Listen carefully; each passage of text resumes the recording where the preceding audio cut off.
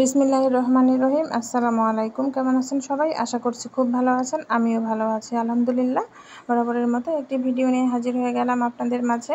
তো যা রান্না করেছি তার কিছু অংশ শেয়ার করব আপনাদের সাথে। সবগুলো রান্নার ভিডিও আসলে দিতে পারি না।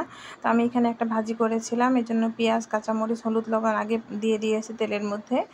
তারপর আমি দিয়ে দিলাম হচ্ছে কাঁকরোল আর আলু। এই আলুটা আমাদের বাড়ির আলু, বাড়ি থেকে আনা হয়েছিল। এটা ভাজি খাওয়ার জন্যই বেসিক্যালি আনা হয়েছে।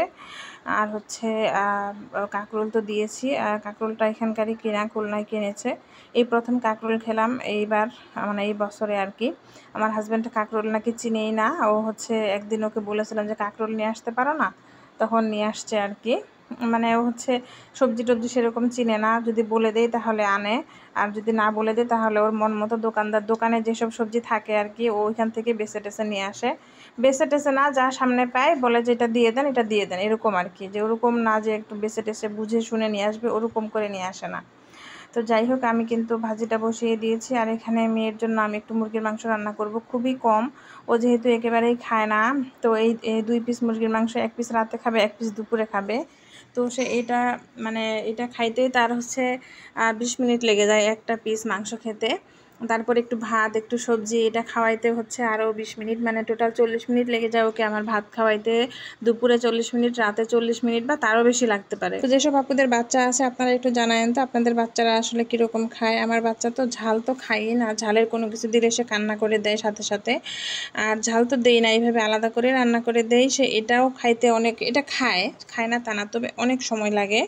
তো আসলে আপনাদের বাচ্চারা কিভাবে খায় জানাবেন তো। আমার বাচ্চার বয়স 2.5 বছর মাত্র, জানি না কবে খাওয়া শিখবে। তবে হচ্ছে ওর আইসক্রিম চকলেটের প্রতি খুব নেশা, যেটা হচ্ছে বাজে খাবার, ওইটার প্রতি নেশা বেশি। আর ভালো জিনিস খাইতে মন চায় না আর কি। মানে এই যে ভাত, মাছ, সবজি এগুলো খাইতে মন চায় না ওর। আর হচ্ছে বাদ বাকি সবই হচ্ছে খেতে চায়, কিন্তু খায় না। আমি দিয়ে দেখেছি, কোনো কিছু দিলে ওর হাতে ও হচ্ছে নষ্ট করে ফেলে।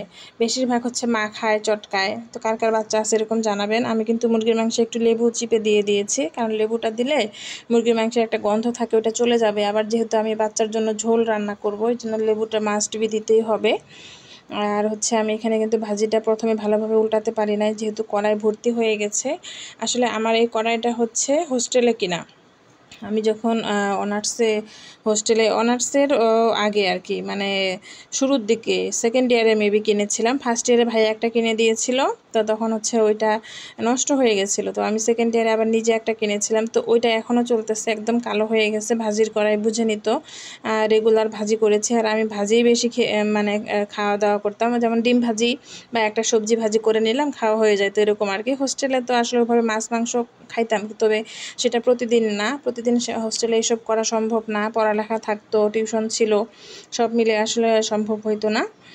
তো যাই হোক, কথা বলতে বলতে কিন্তু আমার ভাজি রান্নাও হয়ে গেছে।